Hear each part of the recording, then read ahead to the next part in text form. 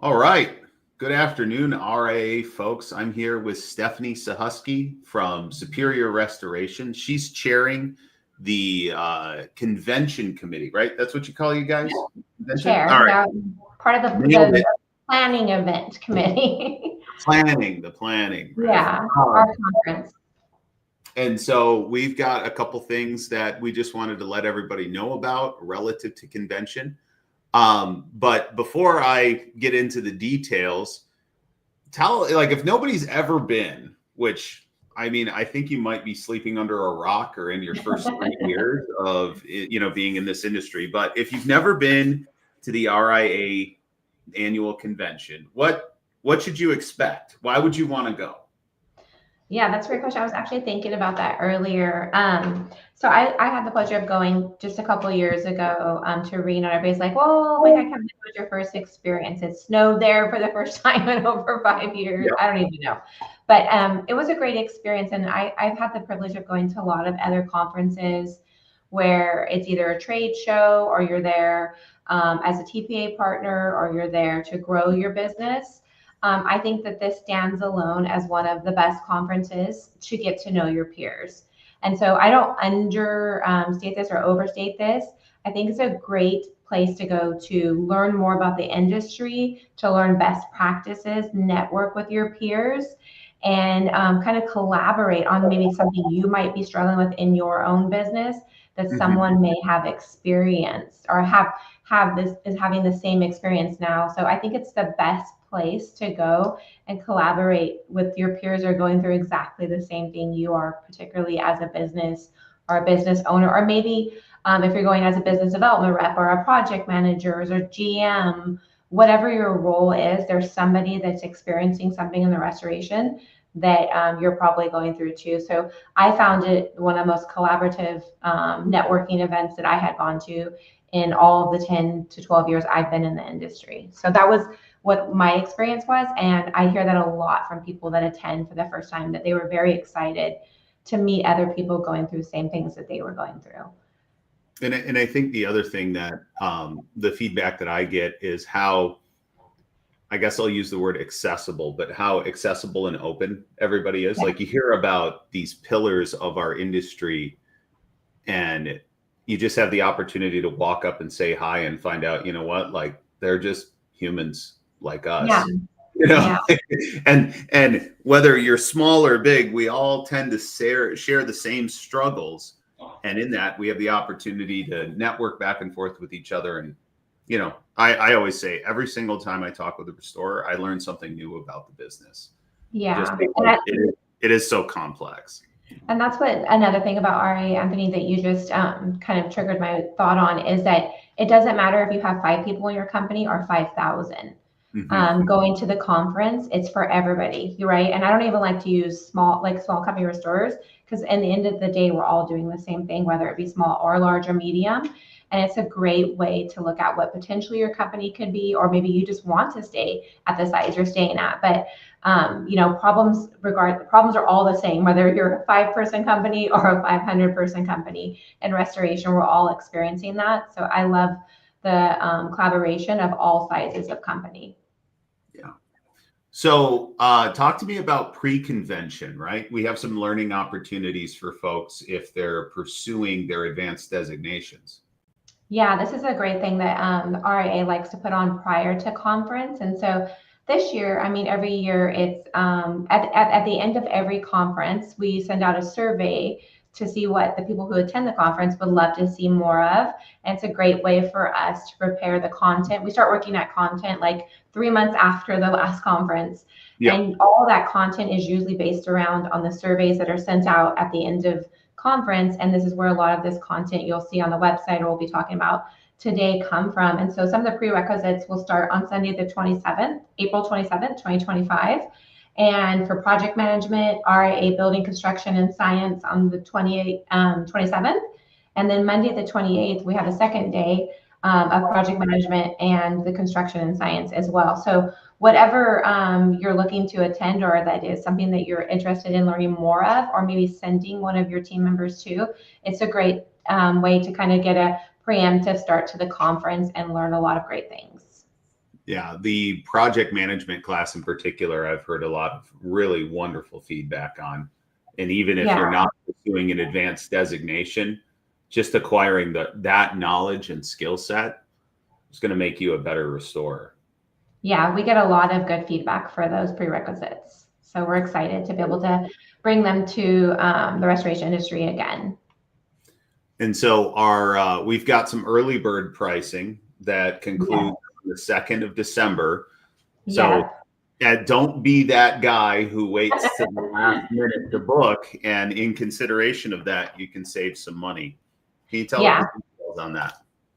Yeah, we although we love to see like that ticker going up at the end, like 3 days before the conference, it's also a little nerve-wracking, you know, when you're planning a conference and stuff. But I get it. Some people, it takes a while to get the word out. They hear it from a lot of people usually attend conferences based on others' feedback. And so my feedback would be register early. So yeah, if you're a budget conscious person, this will speak to you. If you're looking to save, so the pre-early conference, we want you guys to register for early bird deadline, which is December 2nd. And the full convention is $699. After that, it's $1,095. So you're saving like $400. I mean, you can get 2 people to go if you sign up prior to December 2nd for almost the same price for after December 2nd.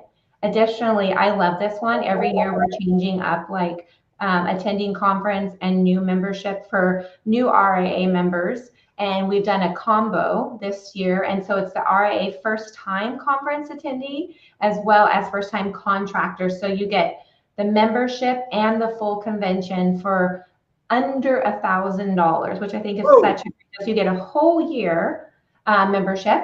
And then you get to come to the convention for $998 if you do that before December 2nd. After that, it's $1,394, which is still an incredible deal, but $998. So if you're thinking about becoming a member and going to conference, right now is the best time to do it. And I'd be remiss if I didn't bring up the conversation I had with Jeff last week on our affinity program and how you can literally pay for that membership in discounts through our vendor partners with the affinity program. Pretty much, yeah. So if you're, again, going back to one of those budget cost conscious, which I am, my role as a peer, I'm always trying to save save where I can. And so I'm always looking how one thing can benefit another cost saving. So it's a great segue for sure. Yeah, definitely affinity program will help pay you back for that attendee. And it's in a beautiful place, West Palm Beach. I mean, come on. The only gripe I have is it's a 4-hour flight for me. Yeah, it's about a 6-hour flight for me. So I'm coming from the other coast all the way to, I'm coming from one coast to the next. So, but yeah, it is. There's no straight shots anymore either from California to Florida. No, but I will say every time I am in Florida, I'm like, oh, this is cool. Like, yeah, I'm glad I came. Why you grew up, this is what it would be like. Where are you coming from? I think I didn't ask that. Maui. Okay. Yes. Yeah. That's a hard to beat though. Yeah. But and to be in the room with, all of our restoration brothers and sisters, like, yeah, I'll go anywhere. Put it in Alaska. I'll go to Alaska. Please don't do that. You're on the committee. Don't do that. No. I don't think that's, not that Alaska wouldn't be a great place, but it'd probably be, difficult to get to. So for our members that are considering bringing more than one person, we also have a discount, correct? Yes. So this is something that I actually probably should have known way before, but if you're looking to bring more than one person, which I think it's a great idea. So I've, again, had the privilege to bring some of my team with me, and you want your team to experience what's going on in the restoration industry, and again, be able to meet peers or people that are going through some of the similar things that they are. So this conference, you could bring 3 or more from the same company and save 25% off your total registration expenses, which I think is a phenomenal another deal. So 25% with 3 or more, and you'll be able to show your team what an incredible experience, or let them meet people, they're out of their state, out of, like their territory, and just see what's going on in the industry and what's to come. There's a lot of great content to be seen.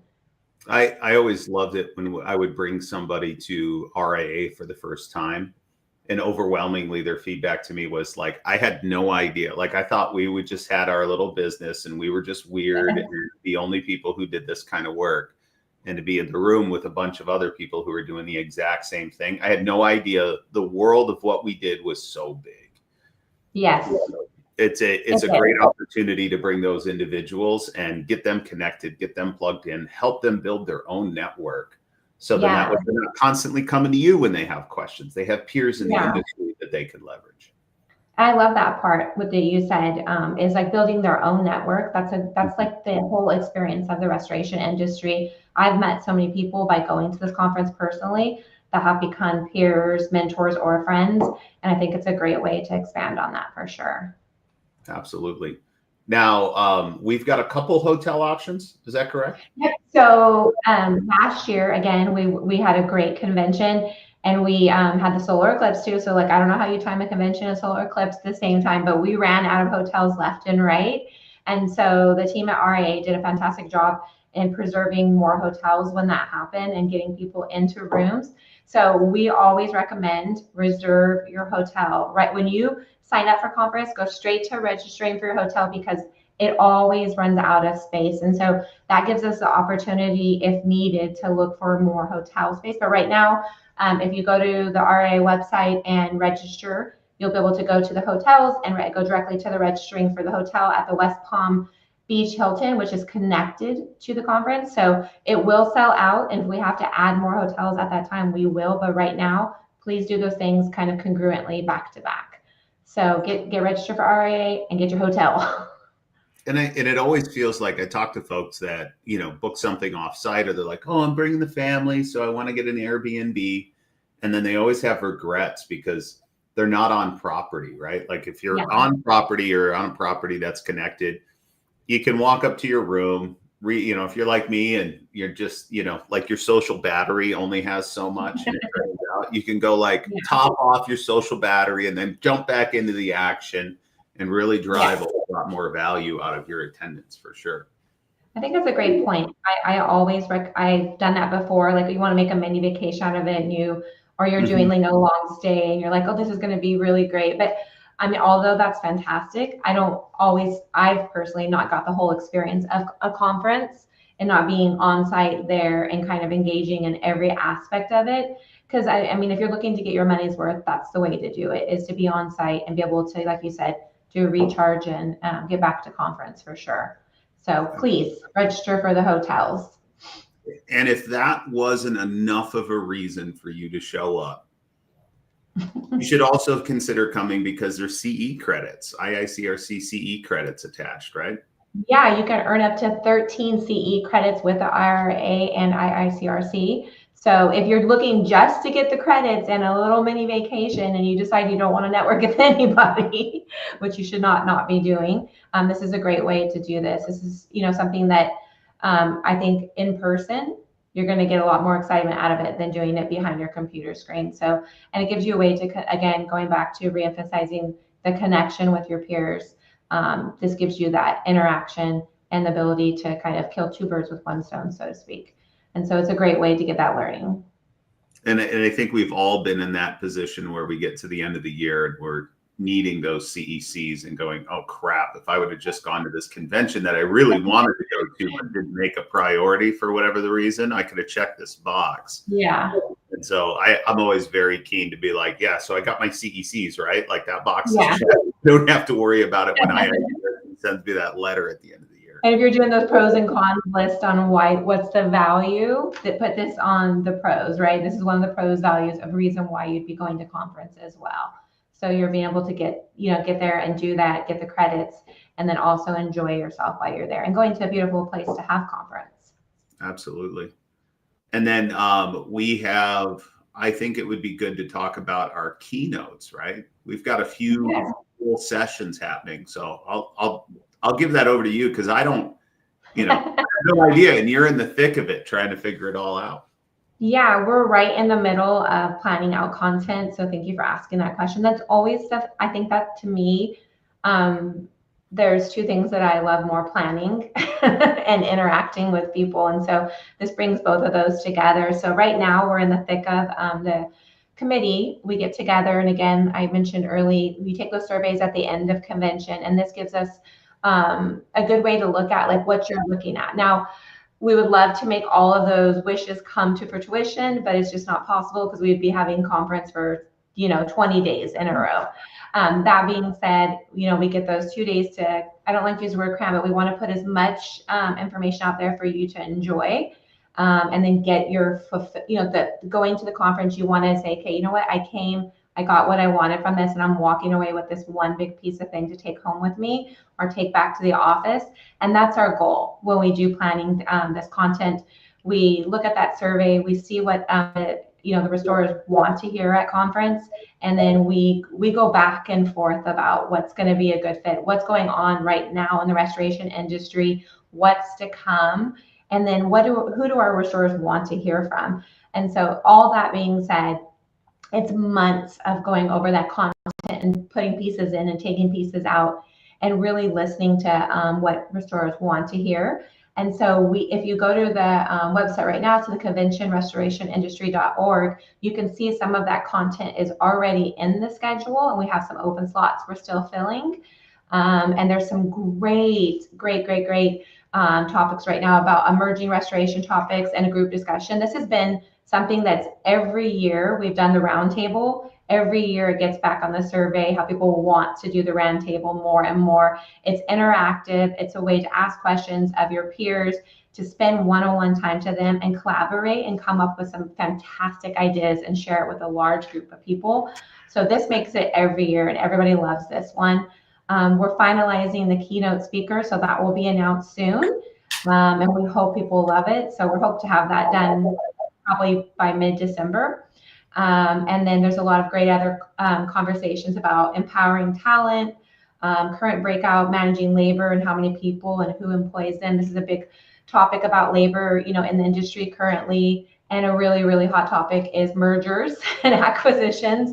So we have a final, yeah, I know. No way. Yeah, I'm like, I wish we could be original in that, but no. But it's going to be a great conversation. I love the topic, the good, the bad, and the ugly. And what do we want more is we want to hear other people's experiences. So this will give us a up close, I should say, kind of just like interactive way to hear the experiences of different restorers and why they've made decisions that way, or made potentially regretted decisions, or just the experience they're going through right now. A fantastic opening RIA town hall, and just a bunch of other amazing stuff. So we're looking forward to hoping that the content is really what our restorers want, and that they're going to feel fulfilled when they leave at the end of the week. I always feel like the topic of mergers and acquisitions gets like it's polarizing, right? You're either for, you're pro, or you're anti. And I'm like, wait. Let's take a step back and let's just recognize it as a tool in the toolbox, right? Nobody gets mad at a hammer drill sitting in a toolbox. One thing there, and you get to choose whether you use it, or you get to choose to never ever use it, Yeah, and I think it's incumbent on us as restorers, when it's something that's so prevalent in our industry, to talk about it, right? And then having open discussions or listening to one another's experiences, it helps maybe give you insight in something that you might be choosing to do in your company in the future, or not choosing to do. So I think it's a great way to listen to other people's experience and really fill out where your company's going. So I think it's going to be a hot topic for sure, but a great one. Yep. And I'd be remiss if I didn't highlight my personal favorite side of convention, which is the Expo hall.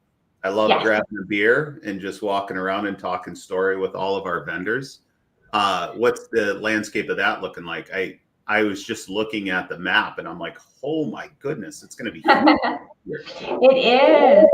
You're right, Anthony. That is like one of my favorite things to do, is get a little bite to eat, walk around potentially with a cocktail, a little appetizer, and really just talk to your restorers. That's where you get that's where the networking actually really happens, is in the Expo hall. And so I think every year it's grown bigger and bigger. People want to come to this conference. I've met so many of my peers in the industry just in California alone, and I've seen on their calendars is the RIA conference, and I get so excited because I'm just like, yes, it's on people's planning for 2025 now. And specifically, if you're a vendor partner, you want to be in the expo hall, right? And so this is a great way to come and meet like everybody and spend a good amount of time networking there and stuff. So that's ongoing. The planning for the expo hall is again ongoing. The great thing about this year's conference is we got planning going like really early. So we're ahead of the get out. And so right now we're currently filling up those spots for expos and for the expo hall for vendors and stuff like that. But we hope to see as many vendors as possible at this year's conference. So if you're interested, connect right away because those spots fill up or sell out. Yeah, or they I know. sell out every year. I know, like from the vendor perspective, you guys allowed when vendors were walking out, they had the opportunity to register for next year's show. Yes. And it was overwhelming the number of vendors that were like, "Yep, we're in for next year." Yes. Wait, where is it going to be? What are the dates? Yeah.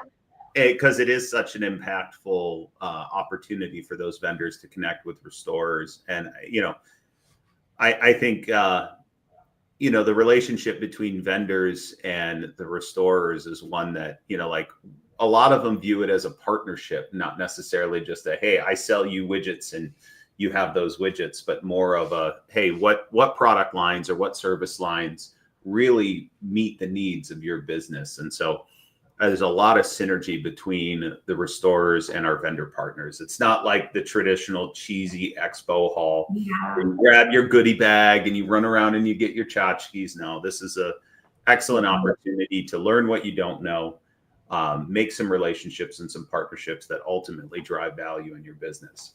Yeah, I couldn't say it couldn't have said it better, Anthony. I think it's a great way. Like you go to normal conventions and it could be just like, yeah, I just want to get my swag bag, get a couple of the stress squeezy balls and, get something to eat and then just kind of bounce out. That's not really what it is. The whole RIA conference is about networking, and that not only is our peers, but it's also the vendors who make us better and stronger as an industry and do a great job keeping us up to date on software, equipment, just anything that we could use to help our industry be stronger and better. And so I want to say the whole conference is my favorite, but yeah, this is one of the best ways to get out and network with not only people in your industry, but also the vendors that are helping make it stronger and moving the industry forward. So I think it's a great time. And it seems to be where most people hang out in between the content. No, I completely agree. And that between that and then the party. The party. Yes. I do want to say I was number one. Yeah. I always feel guilty when I do these. I just ask a bunch of questions, right? But I always like to turn the table and be like, all right, Stephanie, you got any questions you want me to answer? Yeah, not a question. I think some fun, and I always try to go off the cuff. What do you have a fondest memory of conference attending RIA? Do you have one of your like, oh my gosh, that was amazing? I mean, the one that sticks out in my brain was actually the RIA Tech Conference. Okay. In Vegas, when Ed Cross got up on stage with Xactimate, it was Xactimate then. I don't think it was quite Verisk. And it like asked the hard questions for the first time of that pricing platform. And the reason I bring it up is to be a part of that story and watch, kind of everything start from a position of acrimony and then evolve into a true partnership where we're working back and forth with Verisk on improving their product, giving them feedback. I think ultimately that may have led to the creation of the certified pricing specialist designation for Verisk. And those folks who are taking advantage of that are seeing changes in the price list in their markets. And so that I mean, obviously I'm a pricing nerd, so it's going to be somewhere in there, but that's the one that sticks out to me. Yeah, that's a great memory. I love that. And that's kind of what I like to ask that question, or ask it more now, just chairing the conference. And I've learned a lot from my predecessor, and like we said earlier, big shoes to for Kelly. So I hope I do RIA well. But just speaking about it, I think it's having that personal experience of going to the conference and then walking away with, wow. Because, when I went to conference, I knew a lot of people in the industry, but you always are trying to find your place. And I guess your people or your connection or what you're passionate about. And I do feel that RIA is a place where you could do that. There's something there that you're going to gravitate towards, or there's going to be a light bulb that goes off. You're going to be like, wow, this is something I was experiencing and I feel validated by this feeling, or I feel like, yeah, there's somebody out there that's supporting the restoration industry and pushing the restoration industry forward with advocacy, with training, with education, and creating a bigger space for more people to come into the industry. It's a fantastic way to feel like you're connected to others. Yeah. And I think a lot of folks feel the same way as me in the fact that we want to break down those barriers that make our industry so hard. Yeah. I know for me, I've got 2 young daughters, and I would love for the industry to be in a place where I'm like, I am proud of my daughters to be a part of this industry. Yes. Yeah. I love that. And, and that's one of the best experiences has been for me when I came in industry, didn't know anything about restoration. And I think it's such a great evolution how you can go from knowing nothing about the industry to learning so much that you want your own kids or your friends' kids or your neighbors, or you're like promoting, hey, have you ever tried to be a technician? Have you ever tried to be a project manager? And I feel like I'm always selling the industry to people as a career path. And so I feel like the longer you're in the restoration, the more passionate you become. And that's what we want to see at RIA, is people that are passionate about the industry and they're making it a communal, just a job where everybody wants to work in. Yeah. I always say, who doesn't want to be Superman? Yes, exactly. Take care of people in their time of need. Who doesn't want to be that person, And that's what you get for sure. Yeah. Yeah. Anything else that I missed? Anything else that you want to highlight? No, I think you covered it. It's we're really looking forward to seeing everybody at conference in April. Again, super important. Please don't miss out on that early bird special. Get signed up for RIA conference. We're looking forward to seeing new members. We'd love to see you sign up as a new member as well as attend conference. If it's your first time at conference, I just want to put myself out there. Please reach out to me if you want a personal experience, or you just want to know what it's like, or maybe to meet up at conference. I would love to connect and just talk to you more about RIA. We're doing something new this year. I didn't mention that, is that we're having an actual breakout session that talks about what RIA is and how it can work for you. And different people in our breakout kind of groups and volunteering, membership, conference, advocacy, education are all going to be speaking about that. And that's going to be new this year. And so I'm super excited. So if you come and you know nothing, you'll walk away and know a lot more after conference. So we look forward to seeing you. Don't forget about early bird. Get your membership and sign up for conference and register for the hotel. That's right. So it is April 28th and 30th.